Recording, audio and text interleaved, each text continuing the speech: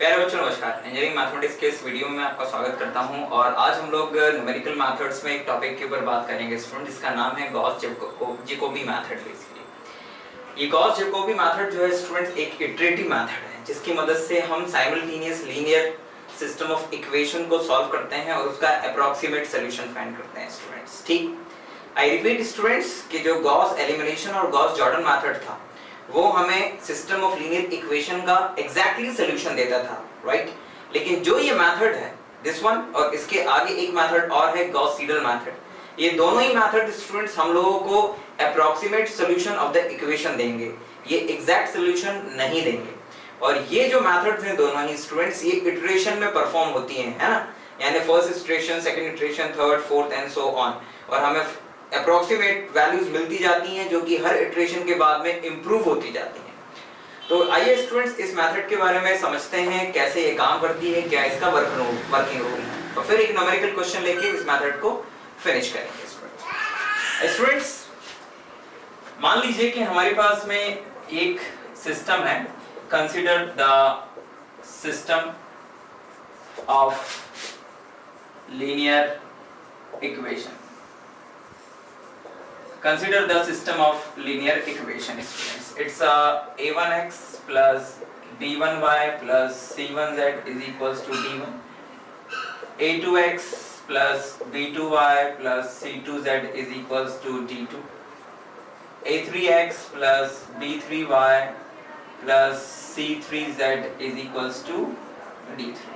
Suppose that students ये three variables का system of linear equation है and here और इसमें एक खास कंडीशन है स्टूडेंट्स। क्या कंडीशन है? a1 modulus is greater than b1 modulus plus c1 modulus, b2 modulus is greater than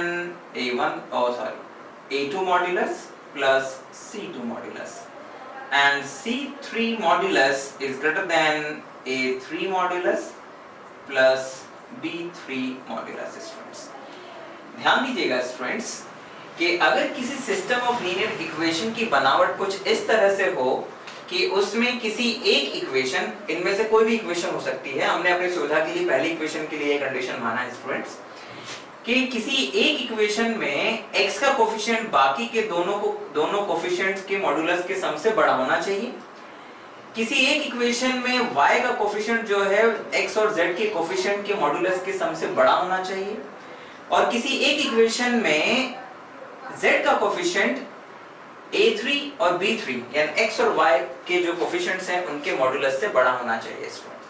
तो अगर किसी सिस्टम ऑफ लीनियर इक्वेशन में ये कंडीशन है तो हम उस सिस्टम को जैकोबी मेथड से सॉल्व कर सकते हैं, और यही कंडीशन मतलब ये जो कंडीशन है यही कंडीशन गॉस सीडल मेथड के लिए भी होता है स्टूडेंट। तो कोई भी system of linear equation Gauss Jacobi method से सॉल्व हो पाएगा, उसके लिए ये एक रिक्वायर्ड कंडीशन है स्टूडेंट। तो इसको अपने दिमाग में रखिएगा, हमें किसी भी क्वेश्चन को करते समय सबसे पहले यही कंडीशन चेक करनी है, रिक्वायर्ड कंडीशन।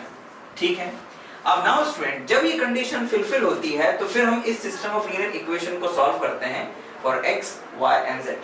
जिस इक्वेशन में x का कोफिशिएंट बड़ा है वो x के लिए सॉल्व होगी, जिसमें y का कोफिशिएंट बड़ा है वो y के लिए सॉल्व होगी, और जिसमें z का कोफिशिएंट बड़ा है वो z के लिए सॉल्व होगी। x, y, z के लिए सॉल्व होने का क्या मतलब है उसे समझिएगा बच्चों। Solving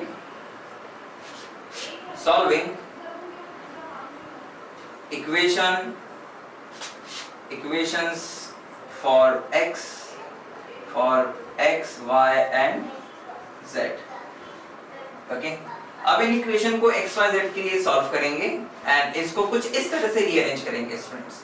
x is equals to 1 upon a into d1 minus b1y minus c1z। Students मतलब क्या किया, x को इधर ही रहने दिया, बाकी इसे और इसे उठा के इस तरफ ले गए और a1 को इस तरफ ले गए। ये x के लिए सॉल्व करने का मतलब है y is equals to 1 upon b2 d2 minus a2x minus c2z and z is equals to 1 upon c3 d3 a3x minus b3y। तो स्टूडेंट्स ये हुआ system of given linear equation को x के लिए, y के लिए और z के लिए सॉल्व करना। ध्यान दीजिएगा कि हमने यहाँ पर स्टूडेंट्स उस इक्वेशन को x के लिए सॉल्व किया जिसमें कोफिशिएंट बड़ा था x का, उसे y के लिए सॉल्व किया जिसमें y का कोफिशिएंट बड़ा था, और उसे z के लिए सॉल्व किया जिसमें z का कोफिशिएंट बड़ा था। जब हमारे पास में ये आ जाएंगी इक्वेशन इस तरह से, तो फिर हम इसको नाम दे देंगे 1 2 and 3, और फिर इसके बाद में स्टूडेंट्स हम लोग शुरू करेंगे यहाँ पर व्हाट इटरेशन 1। इटरेशन 1, तो इटरेशन 1 में हम लोग क्या करेंगे स्टूडेंट्स, हम इसमें एक सब्स्टिट्यूशन करेंगे, put x is equals to y is equals to z is equals to 0 into 1 2 and 3, ठीक है ना। Put x is equals to y is equals to z is equals to 0, यानी पहली इक्वेशन में y और z 0 रख देना है तो x की वैल्यू आ जाएगी, दूसरी इक्वेशन में x और z 0 रख देना है तो y आ जाएगा, और तीसरी इक्वेशन में x और y 0 रख देना है तो z आ जाएगा स्टूडेंट्स। ठीक, तो जब हम ऐसा कर देंगे तो we get first approximate value of values, okay, first approximate values as उसे हम नाम दे देंगे x1, ठीक, आप चाहो तो इस तरह से भी नाम दे सकते हो x1 y1 and z1। तो फर्स्ट अप्रोक्सीमेशन के बाद बच्चों हमारे पास x1 y1 z1 आ जाएगा, ठीक है। कभी कभी इसको इस तरह के सिंबल से भी रिप्रेजेंट किया जाता है, तो वो आपके ऊपर है कि आप किस तरह के सिंबल यूज कर रहे हो, उससे कोई फर्क नहीं पड़ता है।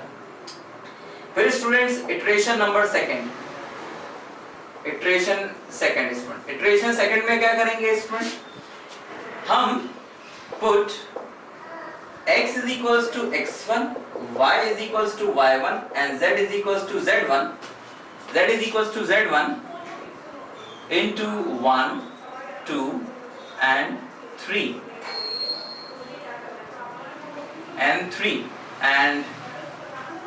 and we get second approximate value, and we get second approximate value of x, y and z as x2, y2, z2 students.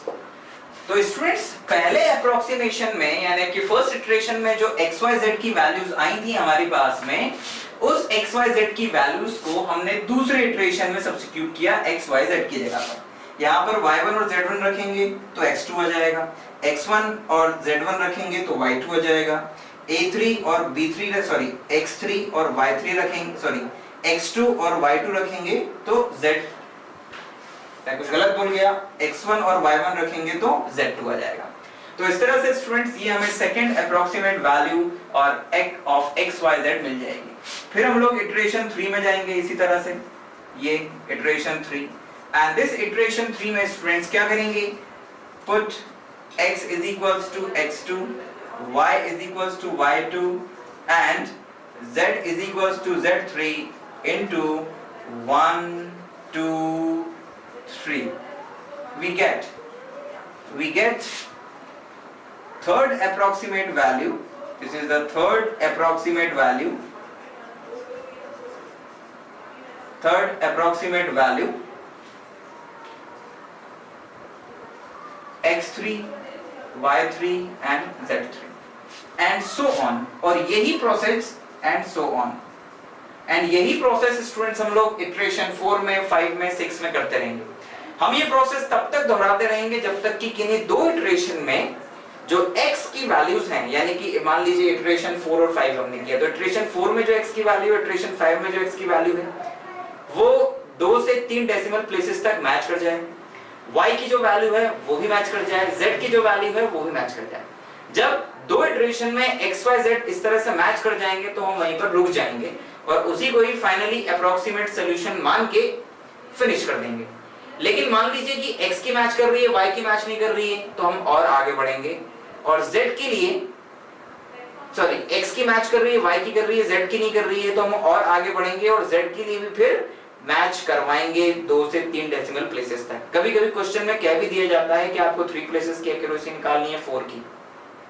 तो जितने प्लेसेस की एक्यूरेसी निकालना हो स्टूडेंट्स, आप कैलकुलेशन करते समय उससे 2 डिजिट्स ज्यादा लीजिएगा। मतलब जैसे 3 डेसिमल प्लेसेस की एक्यूरेसी निकालना है और जब आपने x की वैल्यू निकाली तो उसमें 5 डेसिमल प्लेसेस या 6 तक आ रहे हैं, तो आप कम से कम 5 तक कैलकुलेशन में उसको जरूर यूज करिएगा स्टूडेंट्स। ज्यादा यूज कर लेंगे तो भी कोई दिक्कत नहीं, कम यूज कर लेंगे तो थोड़ा लंबा आंसर खिंच सकता है, यानी प्रॉब्लम थोड़ा लंबा खिंच सकता है। तो इन सब चीजों का ध्यान रखते हुए स्टूडेंट्स आप इटरेशन बाय इटरेशन आगे बढ़ते जाएंगे। ये इटरेशन, ये जो मेथड है स्टूडेंट, थोड़ा सा जरा जो एक्यूरेसी लेवल है इसका ये थोड़ा कम है, यानी कि इस मेथड में नंबर ऑफ इटरेशंस हमें ज्यादा करने पड़ेंगे, तब जाके हमें कहीं अच्छा और अप्रोक्सीमेट सॉल्यूशन मिलेगा। तो आई होप स्टूडेंट्स कि ये वर्किंग रूल आप लोगों को समझ में आया होगा कि हम लोगों को कैसे आगे बढ़ना है। हर इटरेशन में जो वैल्यूज आएंगी XYZ की वो अगले इटरेशन में यूज होंगी, फिर अगले इटरेशन में जो आएंगी वो फिर अगले वाले में यूज होंगी और ऐसे ही पढ़ते जाना है स्टूडेंट्स। ठीक, तो आइए जरा इस जैकोबी मेथड के ऊपर एक न्यूमेरिकल क्वेश्चन लेते हैं और आगे बढ़ते हैं।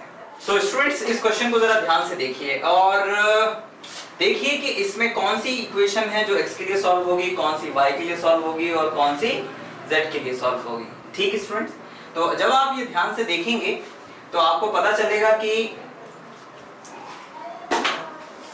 जो पहली इक्वेशन है उसमें x का कोफिशिएंट बाकी के 2 कोफिशिएंट के मॉड्यूलस के सम से बड़ा है, दूसरी में y का और तीसरी में z का। और जरूरी नहीं है कि क्वेश्चन पेपर में भी आपको इनका क्रम ऐसा ही मिले, हो सकता है कि ये इक्वेशन ऊपर ये इक्वेशन नीचे इस तरह से मिले। तो आपको बेसिकली इस चीज के ऊपर फोकस करना है कि किसका कोफिशिएंट बड़ा है, x का, y का या z का, तो वही इक्वेशन XYZ के लिए सॉल्व होगी स्टूडेंट। और जब इस मेथड से क्वेश्चन आता है तो वो कंडीशन है आपको यहाँ लिखने की जरूरत नहीं होती है, वो वेल अंडरस्टूड होती है। ठीक है ना, अगर वो सेटिस्फाई हो रही है तो आप डायरेक्ट आगे बढ़िए और डायरेक्ट इसे XYZ के लिए सॉल्व कर दीजिए स्टूडेंट। और अगर नहीं सेटिस्फाई हो रही है तो आप यहाँ पर लिखिए कि नहीं सेटिस्फाई हो रही है इसलिए ये जैकोबी मेथड से सॉल्व नहीं हो सकता है। तो यहाँ पर तो ऐसा कुछ है नहीं है स्टूडेंट्स, तो हम यहाँ पर डायरेक्ट सोल्यूशन जब शुरू करेंगे तो हम यहाँ पर कुछ इस तरह से लिखेंगे, सॉल्विंग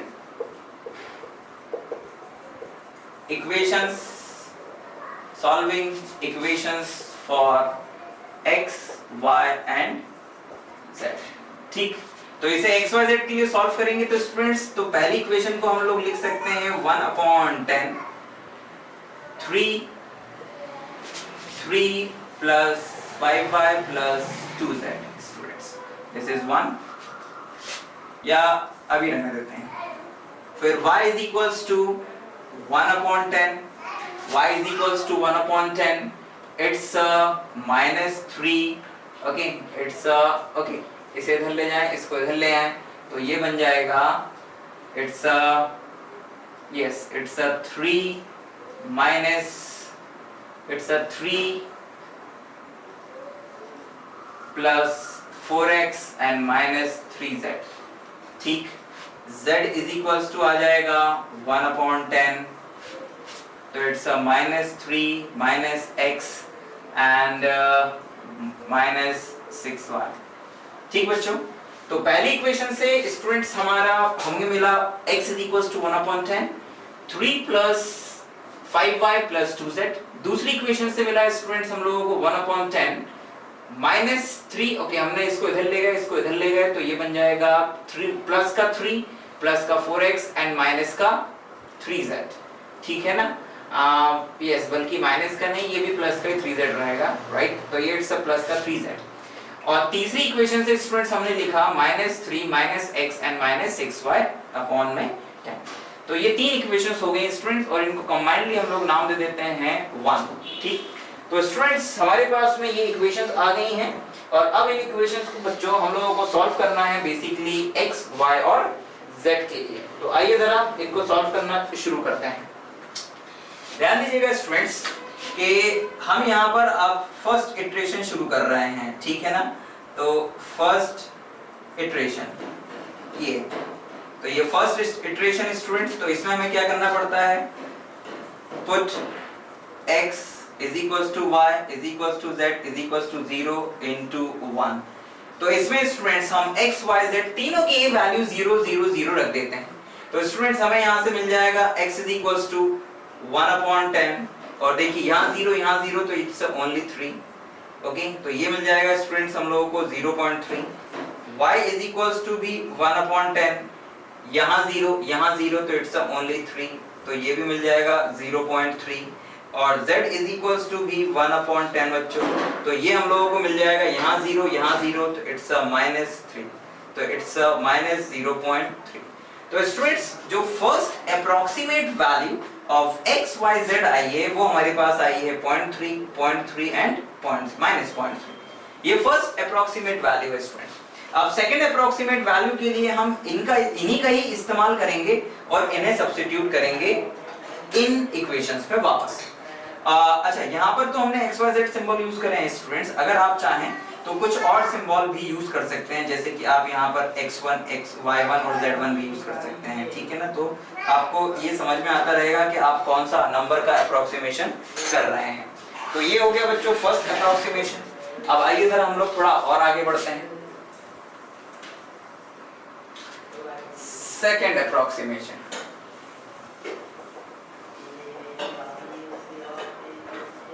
अब क्या करेंगे बच्चों, yes, put x is equals to 0.3, y is equals to 0.3 and z is equals to -0.3 into 1। ठीक बच्चों, तो जब पहली वाली इक्वेशन में हम लोग पहली वाली ये इस x में स्टूडेंट्स हम लोग y और z की जगह पर 0.3 और -0.3 रखेंगे, तो x is equals to हमें मिलेगा, x is equals to मिलेगा 1/10, 3 plus 5 0.3 and plus 2 -0.3।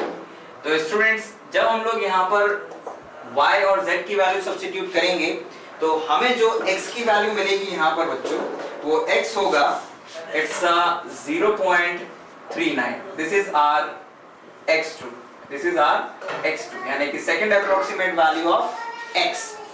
अब नाउ ये तो x की वैल्यू हो गई, फिर y में क्या सब्स्टिट्यूट करेंगे, y में सब्स्टिट्यूट करेंगे स्टूडेंट्स 1/10 और 3 is okay प्लस 4 और x की वैल्यू कितनी है 0.3 प्लस y की z की वैल्यू कितनी है -0.3, तो इट्स 3 into -0.3 स्टूडेंट्स। ठीक, तो यहाँ पर जो y1 है, यहाँ y1 कर देते हैं, तो जो y1 है स्टूडेंट्स उसकी वैल्यू आएगी इट्स 0.33 स्टूडेंट्स। और यही चीज जब हम लोग z के लिए करेंगे तो यहाँ पर मुझे y2 लिखना चाहिए था, इट्स y2, इट्स z2, तो इट्स 1/10 और यहाँ पर हम लोग देखेंगे स्टूडेंट्स -3, x की वैल्यू थी 0.3 और y की वैल्यू थी 0.3, ये y की वैल्यू भी 0.3 थी, तो ये हमने सारी वैल्यूज स्टूडेंट्स यहाँ पर सब्स्टिट्यूट करा बच्चों। तो हम लोगों को यहाँ पर जो z2 की वैल्यू है वो z2 की वैल्यू मिलेगी बच्चों, इट्स -0.51। तो सेकंड अप्रोक्सीमेशन या सेकंड इटरेशन में जो वैल्यूज आई हैं बच्चों x y z की वो आई हैं 0.39, 0.33, -0.51। अब आते हैं स्टूडेंट्स हम लोग थर्ड अप्रोक्सीमेशन या थर्ड इटरेशन पर, थर्ड अप्रोक्सीमेशन। ठीक, यहाँ पर भी आप चाहें तो अप्रोक्सीमेशन कर सकते हैं, कोई दिक्कत नहीं। तो फिर वही students put x is equals to 0.39, y is equals to 0.33 and z is equals to -0.51 into 1 बच्चों। तो स्टूडेंट्स जब थर्ड अप्रोक्सीमेशन में हम लोग ये जो x जो सेकंड अप्रोक्सीमेशन में x y z आए थे उनको इक्वेशन नंबर 1 में, ठीक है ना, ये इक्वेशन नंबर 1 में हम लोग सब्स्टिट्यूट करेंगे, y और z की ये सब वैल्यू सब्स्टिट्यूट करेंगे जो हमारे पास में आई थी स्टूडेंट्स y और z, तो हमें x मिल जाएगा, x3 मिल जाएगा। फिर हम लोग यहाँ पर y में x और z की वैल्यू सब्स्टिट्यूट करेंगे तो हमें y3 मिल जाएगा। और जब इस z में हम x और y की वैल्यू सब्स्टिट्यूट करेंगे तो हमें z3 मिल जाएगा स्टूडेंट। तो आपने देखा स्टूडेंट्स कि जो फर्स्ट अप्रोक्सीमेशन हम लोगों को मिला xyz उसका हमने यूज करा और second approximate value of xyz find किया। फिर जो सेकंड अप्रोक्सीमेशन से वैल्यू मिली उसकी मदद से हमने थर्ड अप्रोक्सीमेट वैल्यू निकाला और जो यहाँ वैल्यू मिल रही थी xyz उसका हम यूज कर रहे थे इस इक्वेशन नंबर 1 में नया अप्रोक्सीमेशन फाइंड करने के लिए स्टूडेंट्स। तो इसी तरह स्टूडेंट्स जब हम लोग फोर्थ अप्रोक्सीमेशन निकालेंगे तो इन x3, y3 और z3 को xyz की जगह यूज करेंगे और यही प्रोसेस आगे बढ़ाते रहेंगे बढ़ाते रहेंगे बढ़ाते रहेंगे। ये काम हम लोग तब तक करते रहेंगे जब तक कि हमें दो इटरेशंस में x, y, z की जो वैल्यूज हैं लगभग एक जैसी नहीं मिल जाती। और आप देखेंगे स्टूडेंट्स मैं यहाँ पर कुछ स्टेप्स स्किप करते हुए डायरेक्ट आगे बढ़ रहा हूँ और आप देखेंगे स्टूडेंट्स कि जब आप 8th अप्रोक्सीमेशन करेंगे स्टूडेंट्स तो आपको वहां पर जो xyz की वैल्यू मिलेंगी वो कुछ इस तरह से होंगी। x इज इक्वल्स टू यानी x8 इज इक्वल्स टू आपको मिलेगा x8 इज इक्वल्स टू मिलेगा 0.341667 राइट। y8 आपको मिलेगा students 0.28522 right 522। z8 is equals to आपको मिलेगा -0.50519 ठीक। ये आपको मिलेंगी बच्चों 8th अप्रोक्सीमेशन में xyz की वैल्यू। जब आप 9th अप्रोक्सीमेशन करेंगे ठीक है ना, जब आप 9th अप्रोक्सीमेशन करेंगे बच्चों तो आपको मिलेगा x9 is equals to 0.34157 y8 या y9 इज इक्वल्स टू मिलेगा स्टूडेंट 0.28511 और z3 मिलेगा z9 आपको मिलेगा स्टूडेंट्स -0.505350 yes it's y9 हो गया सॉरी ये yes x9 y9 और z9 मिलेगा स्टूडेंट्स -5053 स्टूडेंट्स यस। इस तरह से आपको ये वैल्यू सब्स्टिट्यूट करने के बाद में वैल्यूज मिलेंगी ठीक। तो आप यहाँ पे जरा ध्यान से देखिए बच्चों कि ये जो 8th अप्रोक्सीमेशन में xyz मिला है और जो 9th अप्रोक्सीमेशन में xyz मिला है ये दोनों ही अप्रोक्सीमेशन में xyz डेसिमल के बाद 3 प्लेसेस तक मैच कर रहे हैं। तो हम इसी को ही फाइनल सॉल्यूशन मान के इसको कंप्लीट यहाँ पर कर देंगे स्टूडेंट्स ठीक है राइट। तो so the final approximate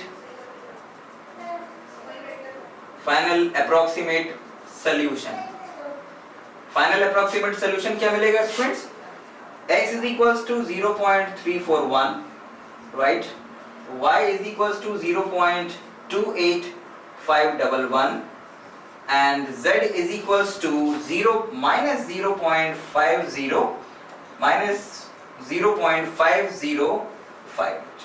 So this is the approximate solution of this given system of linear equation by Gauss-Jacobi method. और आपको आई थिंक स्टूडेंट्स ये मेथड समझ में आया होगा कि किस तरह से हम लोग आगे बढ़े और किस तरह से हमने अलग अलग अप्रोक्सीमेशन में जो वैल्यूज मिली xyz की उन्हें अगले अप्रोक्सीमेट वैल्यू निकालने के लिए यूज की और फाइनली 8th और 9th अप्रोक्सीमेट वैल्यूज जो आई थी xyz की उनको देखकर हमने 3 डेसिमल प्लेसेस तक जो एक्यूरेट सॉल्यूशन था उसको यहाँ पर लिखा ठीक। तो आई थिंक स्टूडेंट्स कि ये मेथड आप लोगों को समझ में आया होगा, लेकिन फिर भी अगर कोई डाउट या क्वेरी आता है इस मेथड में तो आप हमसे पूछ सकते हैं स्टूडेंट्स। हम जल्दी फिर से नेक्स्ट वीडियो में आपके सामने होंगे। Thank you very much for watching this video.